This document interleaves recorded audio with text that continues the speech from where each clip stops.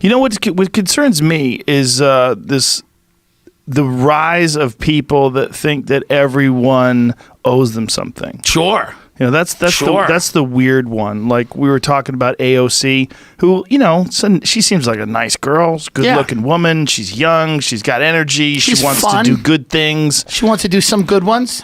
But I saw the one thing that said, give money to people who are unable or unwilling to work. Yeah, I saw that, and I'm like, that's not going to work. Well, it's not, and they pulled that out. They pulled that part out, the unwilling part. And unable to work makes total sense. Sure. You know, we as a community, we should take care of the people. Most of the people hurting. I know in comedy are unable to work. Most of us.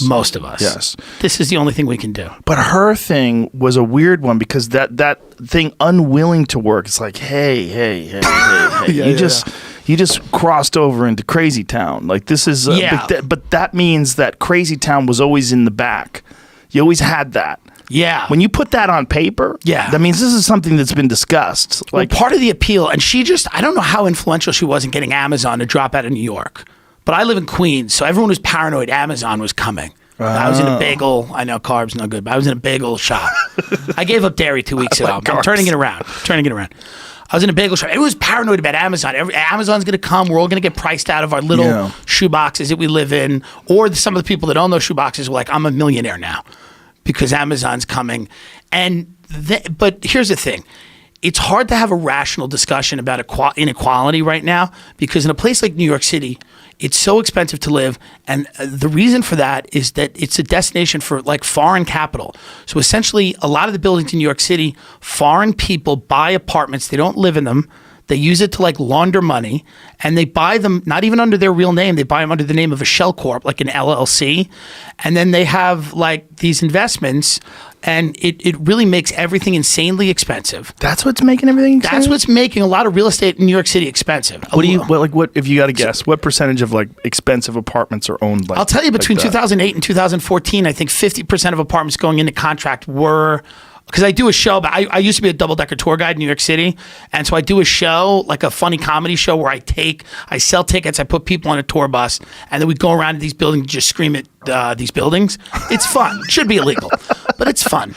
And no one cares because they're not home because they're somewhere. I mean, if you look at who owns these buildings, it's a guy who is maybe a guy who owns a mining company and he poisoned a river in Zambia. A lot of these guys are doing things they shouldn't be doing, and they want to stash their money in real estate. London is insane. It's more expensive than New York because London is all essentially shell corporations, these phantom buyers buying up real estate in London, in New York. So you have people in New York that know the system is fucked. They know the market's being artificially manipulated. Bloomberg thought it was great. Bloomberg goes, we want all the billionaires. He said it. That was his quote. We want all the It's like some of those billionaires have done things that would keep you up at night. Bloomberg's like, bring them in. They eat shrimp and steak. They'll go to Peter Luger's. Bring them in. We love them. We want all the billionaires. He's just thinking of it as a businessman, right? Well, that's the thing. So people get fed up with this. And dude, when I had my tour bus, people would get on from regular places like Pennsylvania, and I would just point and go, 10 million, 20 million. 30 million, and these people just shift uncomfortably in their seats. Like, what the hell's going on? Right. Here, this is I saw Trump getting elected during those tours because I'm like $100 million, and they're like sitting there like, what? I can't afford a knee operation. Well, the idea that Trump's not a part of that is even more crazy. Well, listen, in his building was a huge destination. Russians love his building. Yeah. They love it. They love a brand name. They love the plaza. They love his building. And a lot of interesting characters lived in Trump Tower. Didn't they take the Trump Tower name off of it? In New York? Yeah. No, I don't think so. There was one of the buildings where the people that own the co-op decided to take the name off of it. Oh, maybe. There's a lot of shitty like Trump nursing homes too. As you drive into New York. He owns nursing homes? Those elderly people are getting beaten. It's hard, sad. Joe, they're getting fleeced and beaten. You go by, you see like Trump Pavilion. It's like a Soviet era architecture, horrible like old age home that's been there since the 70s. And I'm like, man, I feel for the people in there. The screams. Another New York condo votes to remove Trump from name.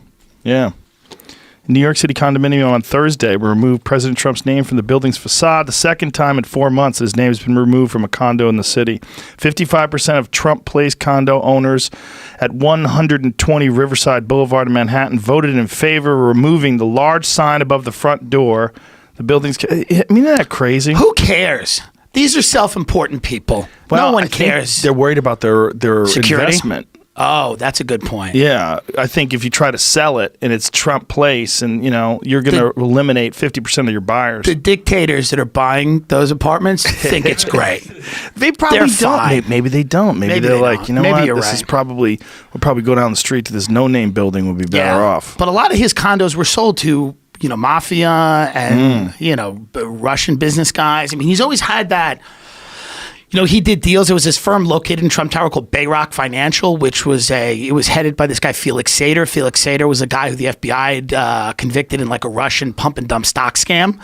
And he worked in Trump Tower with Trump. Like, he worked very closely with Trump, and Felix had informed, I think, on the Russian mob for the feds, and the feds kind of let him earn. So Trump has had this labyrinth of shady connections forever. Wow. And I don't know if that means that I don't think he's an asset of Putin or anything like that. I don't believe that. I think that's kind of just, I think it's a lot of people would like to believe that, but he's a shady guy. So if you have all these people pouring over his business deals for the last, 50 years, it can't be good.